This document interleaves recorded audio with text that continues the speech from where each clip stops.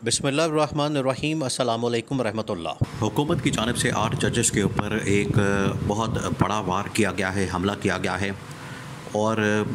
हमला करने के पीछे मकसद ये है कि 8 जजेस की जानिब से जो फ़ैसला दिया गया इमरान खान और पीटीआई के हक़ में कि इमरान खान और पीटीआई को उनकी नशस्तें वापस की जाएँ, उनकी मखसूस नशस्तें दी जाएँ। और इलेक्शन कमीशन ऑफ पाकिस्तान को भी पाबंद किया गया था कि 15 दिन के अंदर अंदर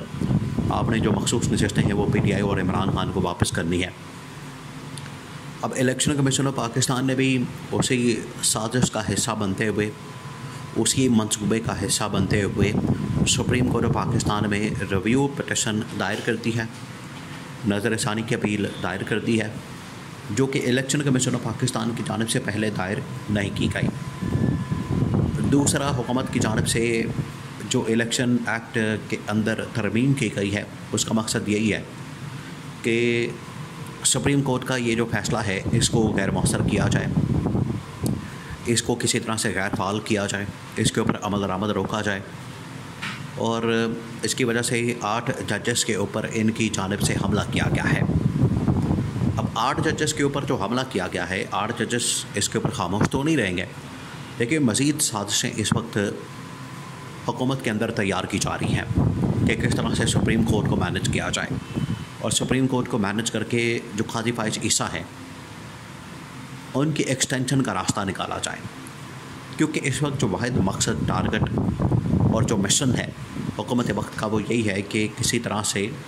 पूरी की पूरी अदलिया को मैनेज किया जाए। उसमें मुख्तलिफ स्टेप्स हैं, मुख्तलिफ फेज़ हैं, या उसके अंदर मुख्तलिफ इक़दामात हैं, पैकेजेस हैं। पहला कदम ये उठाया जाएगा कि चीफ जस्टिस काजी फाइज ईसा को एक्सटेंशन दी जाए। दूसरा कदम ये उठाया जाएगा कि जितने जजेस सुप्रीम कोर्ट के अंदर मौजूद हैं जो कि हुकूमत मुखालिफ हैं, हुकूमत के हक़ में फ़ैसला नहीं देते, आइन और कानून के मुताबिक फ़ैसले करते हैं, उन जजेस को किसी तरह से सुप्रीम कोर्ट से फ़ारिग किया जाए। तो काजी फाइज ईसा की एक्सटेंशन की सूरत में ऑटोमेटिकली वो जजेस फ़ारिग हो जाएंगे जो 8 जजेस के फ़ैसले के मुताबिक और उस रेशो के अंदर शामिल हैं, 8 जजेस के अंदर शामिल हैं जिन्होंने इमरान खान और पीटीआई के हक़ में फ़ैसला दिया। वो 8 जजेस जिसमें justice Mansoor Ali Shah, justice Athar Minallah, justice Munib Akhtar, justice Ayesha Malik, justice Mohammad Ali Mazhar और एक पूरी लिस्ट है 8 जजेस की कि 8 जजेस को किसी तरह से मैनेज करना चाहते हैं। इमरान खान ने इनके मुतालिक अभी जो लास्ट टाइम इमरान खान के सहाफ़ियों के साथ मुलाकात हुई, इमरान खान के सहाफ़ियों के साथ जो डिस्कशन हुई और इमरान खान ने सहाफ़ियों के ज़रिए जो पैगाम दिया कि हुकूमत चाहती है कि सुप्रीम कोर्ट को मैनेज करके, अब ये इमरान खान ने कहा कि एडहॉक जजेस को लाने का मकसद क्या है, एडहॉक जजेस को क्यों लाना चाहते हैं, एडहॉक जजेस को लगाना क्यों चाहते हैं।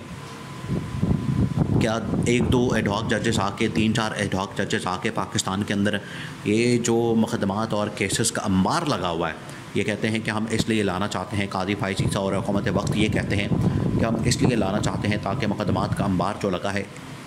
इसको ख़त्म किया जा सके। तो 3-4 जजेस के आने से ये जो केसेस का अंबार है क्या ख़त्म हो जाएगा? अगर आपने अंबार ख़त्म करना है तो मौजूदा इस वक्त जो जजेस हैं सुप्रीम कोर्ट के अंदर वो सुबह 7 बजे 8 बजे बैठें और रात को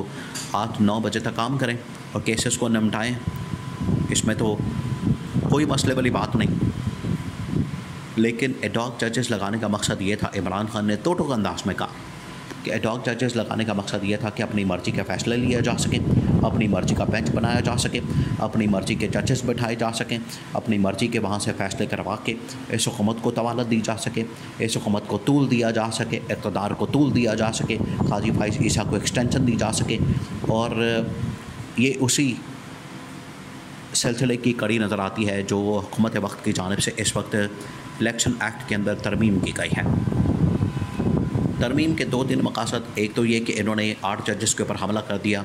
और 8 जजेस के फ़ैसले को गैर मौसर करने के लिए ये तरमीम की गई। दूसरा ये कि अगर इस फ़ैसले के ऊपर अमल दरामद रोक दिया जाता है तो उसके नतीजे में जो नशस्तें हैं वो नून लीग और पीपल्स पार्टी के पास आ जाएँ, ये फ़ैसला रिवर्स हो जाए, रिव्यू पिटिशन लग जाए। क्योंकि इस वक्त ये नशस्तें नून लीग और पीपल्स पार्टी से वापस ली जा चुकी हैं। अब इनकी ख्वाहिश ये है, जो नई साजिश तैयार हो रही है, शहबाज शरीफ को ये मशवरा दिया जा रहा है, हुकूमत को ये मशवरा दिया जा रहा है कि इस वक्त जो मौजूदा अरकान कौमी असम्बली है, मौजूदा जो अरकान कौमी असम्बली है, उनकी 2/3 मेजॉरिटी के मुताबिक आप एक तरमीम कर लें आइन के अंदर, जो एक गैर कानूनी अमल होगा। लेकिन इस हुकूमत को मशवरा दिया जा रहा है कि आप ये कर लें और उसके नतीजे में एक्सटेंशन भी हो जाए, उसके नतीजे में high court, Islamabad high court के जजेस भी मैनेज हो जाएं, लाहौर हाई कोर्ट के जजेस भी मैनेज हो जाएं और इमरान खान को जो थोड़ा बहुत रिलीफ मिलना शुरू हुआ है उसका हम रास्ता रोक दें। ये पूरा एक मनसूबा साजिश है। लेकिन अभी 8 जजेस के ऊपर जो हमला किया गया है, इनको अंदाज़ा नहीं कि 8 जजेस किसी वक्त भी हंगामी तौर पर इस्लामाबाद के अंदर आ सकते हैं, किसी वक्त भी इस्लामाबाद के अंदर वो आकर इस पूरी की पूरी सूरत हाल को टेकअप कर सकते हैं। क्योंकि अब सिर्फ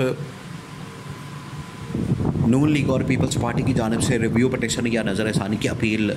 नहीं आई, अब इलेक्शन कमीशन ऑफ पाकिस्तान के रिव्यू पटिशन भी आ गई है।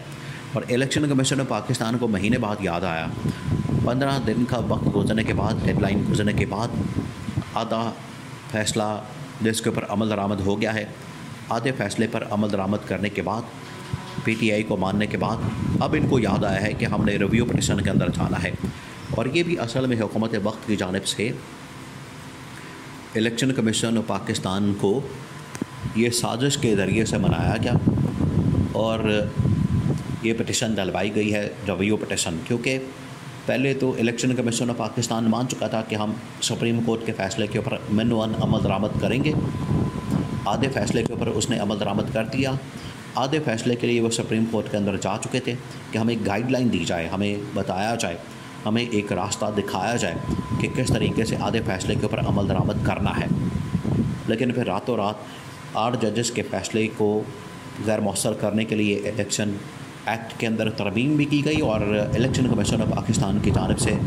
रिव्यू पटिशन भी डलवाई गई। ये ख़ुद नहीं उन्होंने की, इलेक्शन कमीशन ऑफ पाकिस्तान ने, ये चीफ इलेक्शन कमिश्नर को डंडा आया, उसको पैगाम दिया, उसको साजिश का हिस्सा बनाया गया और फिर ये पटिशन डाली गई है। लेकिन 8 जजेस ने नहीं छोड़ना, ये 8 जजेस इस हुकूमत को लेकर बैठ जाएगी, ये पूरा इलेक्शन कमीशन को लेकर बैठ जाएगी, क्योंकि 8 जजेस हर हाल में अपने फ़ैसले के ऊपर अमल दरामद करवाएंगे, वो डंके की चोट पर करवाएंगे, अल्लाह करवाएंगे, वो नहीं अब रुकेंगे। इन्होंने ये जो हमला किया पलट कर वार होगा, उसका इंतज़ार करें और हर हाल में ये जवाब आएगा।